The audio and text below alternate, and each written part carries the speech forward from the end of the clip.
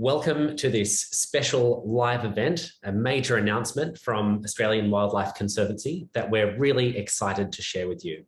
I'm Joey Clarke. I'm an ecologist and science communicator.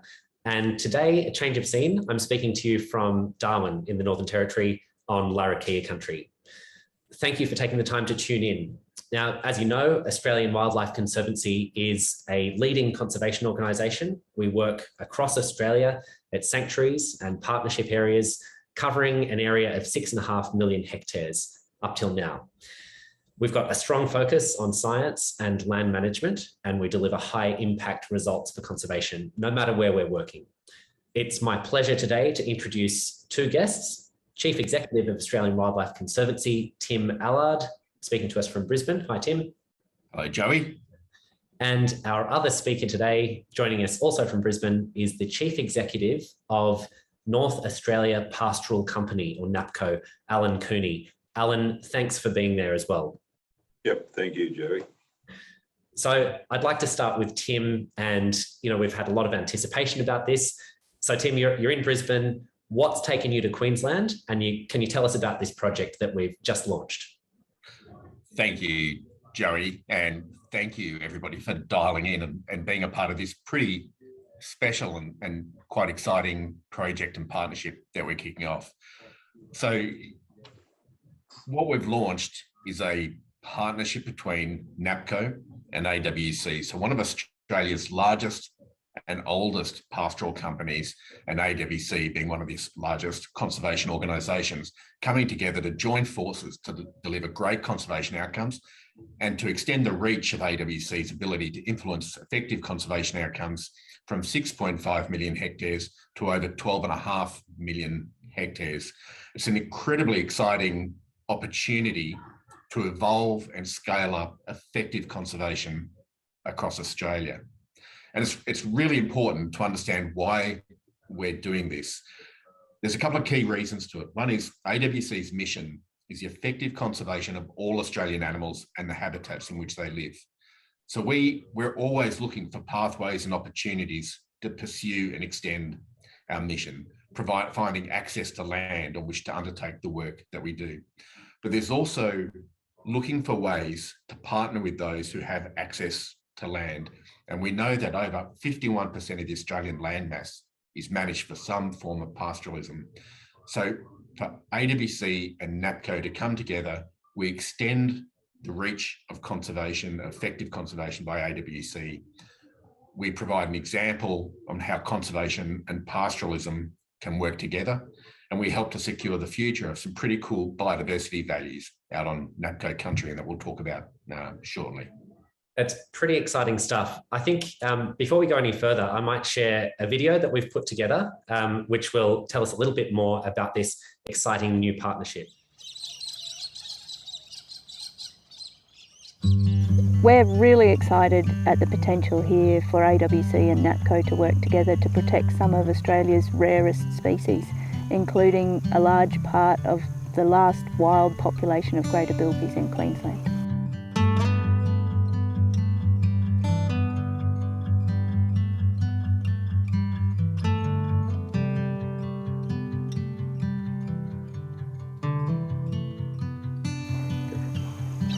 NAPCo is one of Australia's largest pastoral companies with around 6.1 million hectares in their estate, and they have a really strong track record of conserving the conservation assets on their land. So a partnership between AWC and NAPCo is really a significant step forward in protecting Australia's wildlife. On NAPCo estate, there's a whole range of really significant threatened species. We've detected greater bilbies, the kowari, which is listed as vulnerable in Queensland and nationally, and the little striped-faced dunnart, as well as other small rodents including central short-tailed mouse, fawn hopping mice and long-haired rats, which are the real drivers of the boom and bust of this ecosystem out here. A range of birds like gibber birds, grey falcons, the nocturnal inland dotterels and leather-winged kites, and some fascinating reptiles such as the inland taipan or fierce snake and Spencer's monitor, living their life hunting down the deep soil cracks and basking on the surface, so they're rarely seen. There's also a range of burrowing frogs which may spend most of their life 2 metres underground, only coming out when there's a flush of rain for a brief season of breeding. And a whole range of other species which are specialists of this particular environment, so they're not found anywhere else in Australia. We sort of noticed the work AWC's been doing up north. You guys have partnered with a few other pastoralists, and it seems to be a model that's really working, and we sort of recognise that we need that expertise to come in, and it seems like the best bet for conservation in Queensland is really joining landholders and conservation groups together and working in partnership. That's what we recognise will deliver the best outcomes. A partnership between NAPCo and AWC shows how you can implement change at scale. Given that 51% of the Australian landscape is under some form of pastoralism, it really makes sense for conservation organisations and pastoralists to work together, and I think partnerships between NGOs and pastoral companies are really critical to securing the future of Australia's threatened species.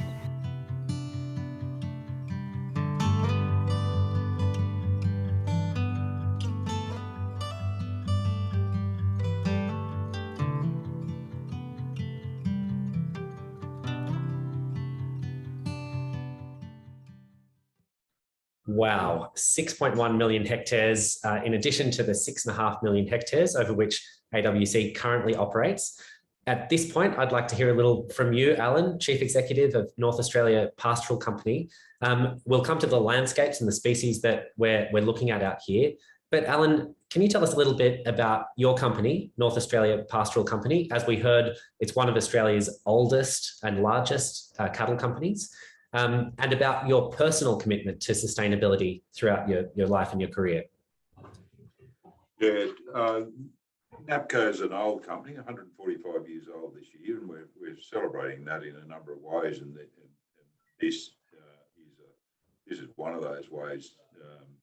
And one of the things I've said to my team, and I think I said last night in another forum that we did, was that we want to be around in 145 years' time and be able to say that what we've done in the last 145 years will get a similar result to what we've got, what we'll get in the next 145 years, and that is that we've got a very large and diverse landscape with that's in really good shape. So we think conservation and sustainability is a really key part of that, and we're trying to set ourselves up now for 145 years into the future. So doing what we're doing now really makes sense to us, because we depend on those landscapes for the business, fundamentally for the business that we do. So, and for me personally, this is a it's a great watershed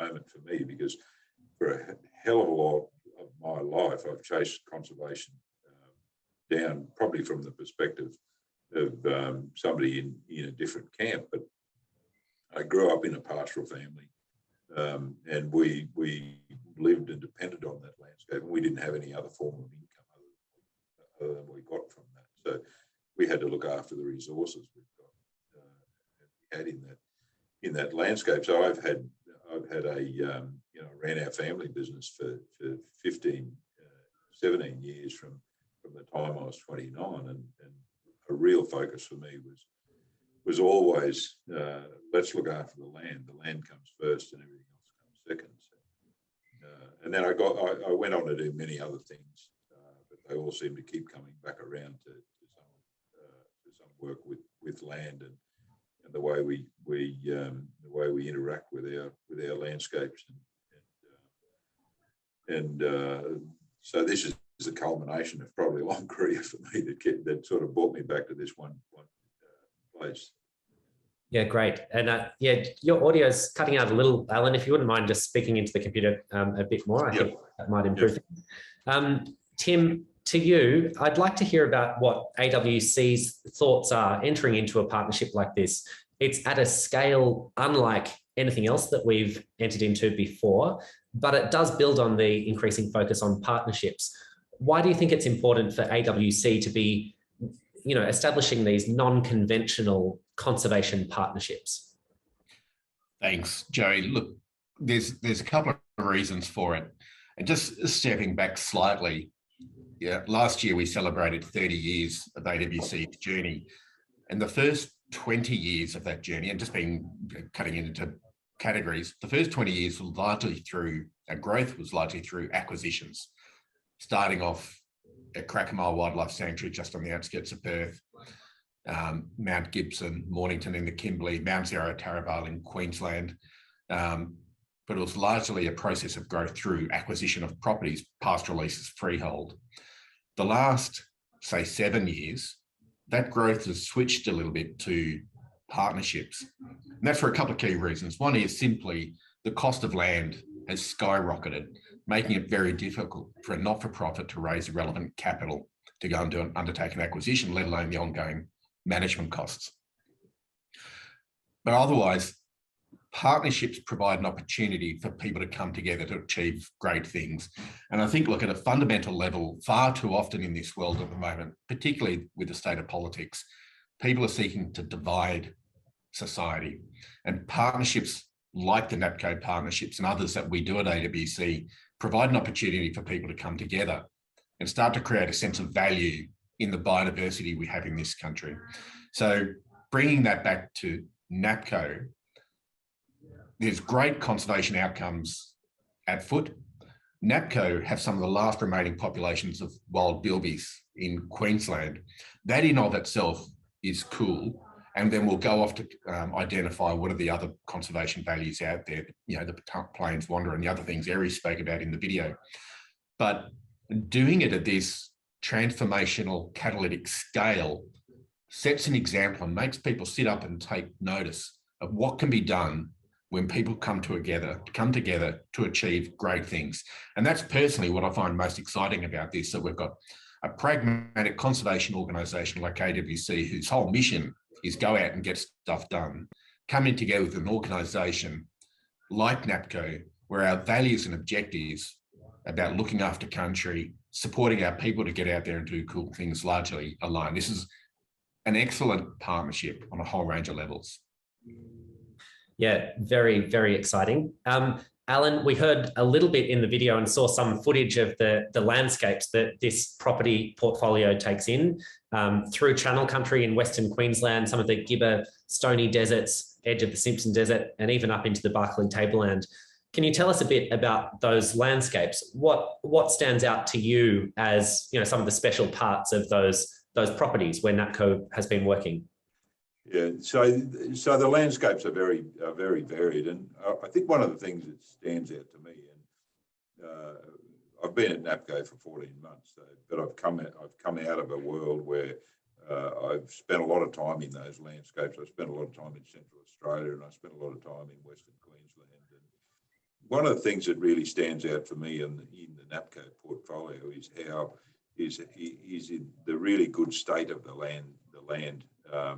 It's not overused, it's not overcooked, it's never been overgrazed, and it's a very intact landscape. There's obvious signs of human activity there, but they're modest, and a lot of the land was and still is never been used for pastoral production. It's land that's held in the estate but simply not used. And in fact, NAPCo has 400,000 hectares of land set aside for nature reserves already. So it's been a long-term commitment, and one of the long-term commitments of a company like NAPCo that's been around for 145 years is to really have a long view of what we do with the land that we've got that we use for commercial production. And that long-term view is the stewardship of the land, because we want to be here in another 145 years' time. Yeah, I think that long-term vision is such an important part of how we think about country in Australia, about land, that we're not just thinking about the next season, the next 5 years, but actually have a long-term vision. And I think that fits very well with AWC's ambition. Tim, back to you. So we've announced this partnership, which is fantastic. We've heard about how it's a different kind of partnership. So not the traditional conservation approach, working side by side with commercial cattle producers on their land. But what are we actually going to do? So, we know there are some threatened species there. What are the priorities in terms of the work plan? And how long do you think before we actually start getting people out on the ground? Sure. So actually, one of the reasons we've ended up in this partnership with NAPCo is NAPCo reached out to us 2 years ago about undertaking a bilby survey on a couple of their central Western Queensland properties. And so the ecologists, some of our ecologists, Eri, went out there and conducted an interim survey to see what was there. And that's when we started to recognise those biodiversity values that are on the properties. And we've done a couple of other trips, field trips, where the ecologists have been out there to conduct follow-up surveys to see what's happening out on the country. We then undertook a very high-level desktop assessment to try and figure out what values, what biodiversity values are likely to exist across that 6.1 million hectares. And we've recognised that it's significant. And I think, we predict there's around 760 vertebrate species. There's, I think, something like 30 threatened species we don't currently protect across the AWC estate. So it provides this great opportunity to extend our model.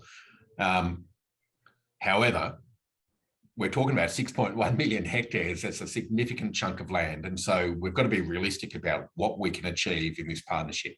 So the very first step is to develop project plans and activity plans, which sounds, to be frank, it sounds a little boring and mundane and bureaucratic, but it's about how do we resource this? How do we bring together a plan where we can now start to identify those priority areas and get people out into the right areas to assess what the values are and start to identify those conservation values.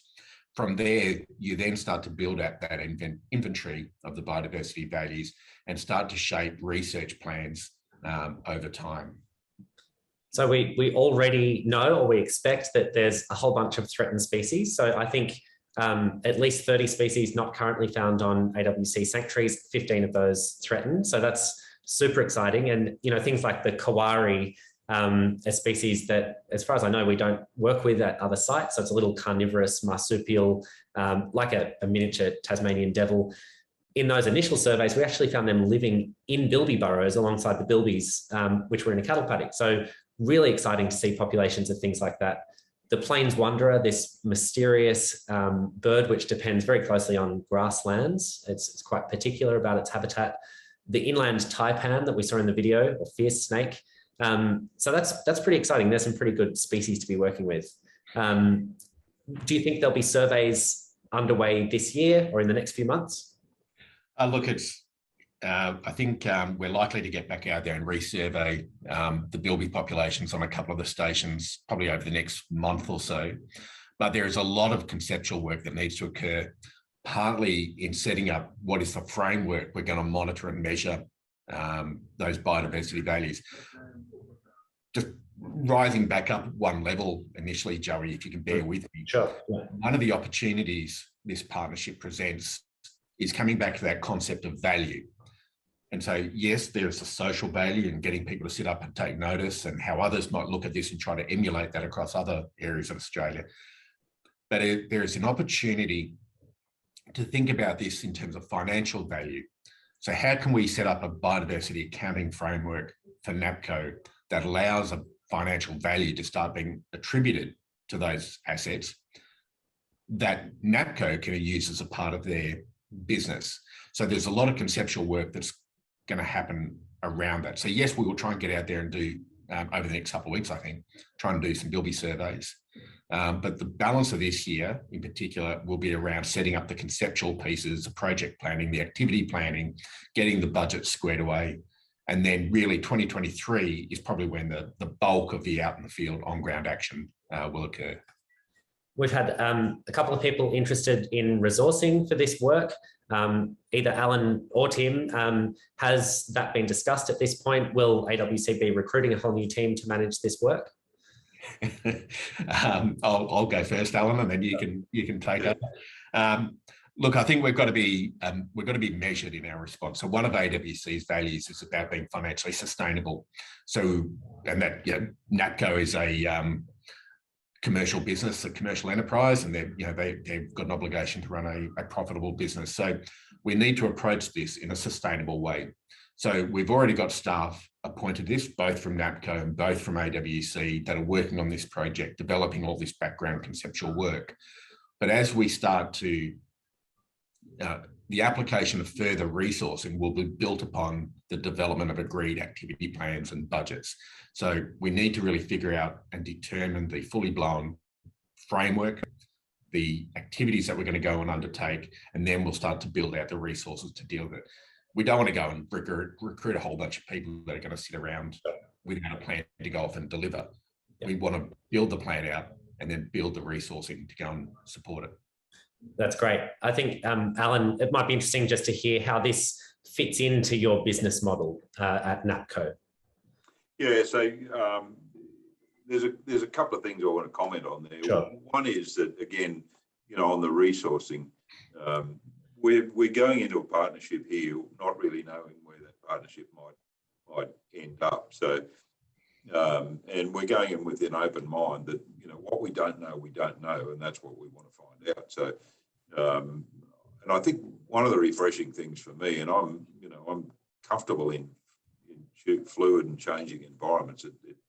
It's a comfort zone for me, whereas not a lot of people are. So I'm quite happy to get into a relationship with an organisation like AWC without really knowing what the future holds for us, medium term, short term, long term, whatever it might be, but also get in that relationship in a really positive footing and explore what that might look like. So the resourcing conversation is something that is happening and will continue to happen. But we don't really know what that is, because we really don't know what some of the outcomes of this partnership might be. But looking at the other part of the question that you asked me, and looking forward into the future, like as I said, we want to be here in 145 years' time, and while I'll be getting a bit long in the tooth by then, I think one of the things that one of the legacies I think we can set up for for both organisations, and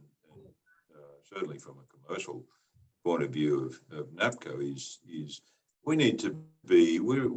Our world is changing. We're in a world where the social licence to operate becomes a very, very important thing for us to do. So we're very aware of that, and we one of the things we're looking for, from a commercial perspective, to get out of an arrangement like this is to understand what we've got, how we can do it better, and gain that social licence to operate. So when people look over our shoulder and say, "What are you guys doing out there?" we can say, quite honestly, we're taking stewardship of the land that we use for commercial production, and we're looking after it in a way that it'll be much the same as it is now in 145 years' time. And one of the things that this company is most proud of is that a lot of that land is like it was 145 years ago. So it's that long view, that we've got a view to the future. We're not looking back over the shoulder. And that view to the future says a company like us must have a social license to operate, because we sell our products to you as a consumer. Like, we've got our own branded beef, which is carbon neutral, first carbon neutral beef in the world, which is sold by retail. And a big part of the reason people buy it is that they want what goes with that, the values that go with producing something that's carbon neutral. And when we do our recruiting, we want the best people to come to work for us. And the question they always ask is stuff they pull off our website is, are you guys sustainable? Are you looking after the land? That sort of thing. So as much as it's a passion for me and everybody in the organisation has that passion, there's a really strong commercial focus on what we do to make sure that what we do continues to attract customers and people that come and work for us, and all the things that make a commercial operation work. they all go down that line. Let's make sure that our customers want to buy what we're producing. It's really interesting to see business moving in that direction and investors asking those questions about stewardship of land, about that long-term vision for how we leave the world in a better condition, or at least as good a condition as when we found it. I think that's a great philosophy. And it's happening in many areas of our business. Like our bankers have come to us and said, do what you're doing and line up with what you say you're doing, and we will give you, this is material benefit. We will give you a discount on your interest rates. There's a hell of a lot of impetus to do what we're doing. So as much as we think it's a great thing, and it's a great thing to be to have ecological ethics. But it's also this is business. This is business in the 21st century. Yeah. Well, I think it's a real privilege for AWC to have the opportunity to partner with NAPCo. Tim, some closing thoughts? Oh, look, it's I'd just like to acknowledge the AWC team and the NAPCo team in the very proactive and enthusiastic way in we've approached this partnership. This is just going back to a couple of those points we've talked about. This partnership is brand new. Nothing like it exists anywhere else. And so we've had to take a commercial enterprise who happens to grow cows and a conservation not-for-profit organisation like AWC come together and identify, recognising we've got common values and common objectives.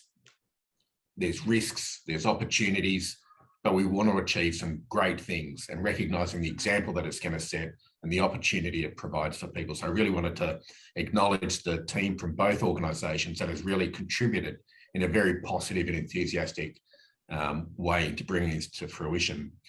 And it really does demonstrate how bringing people together can achieve great things.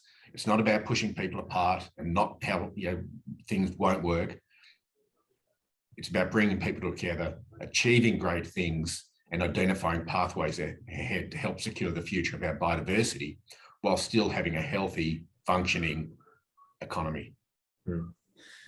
I think that's a great place to wrap things up. Thank you to both Tim and Allan for taking the time to tell us about this really exciting new initiative. Thank you both. Thank you, Joey, and thanks, Allan. Thank you, Joey. And I'd like to let everyone know that there's quite a bit of media coverage about this. So please have a look on the AWC website, australianwildlife.org. Please find out a bit more about NAPCo too. So their website, if you just Google NAPCo, you'll get to it. And read about their really serious commitment to environmental sustainability of their operations.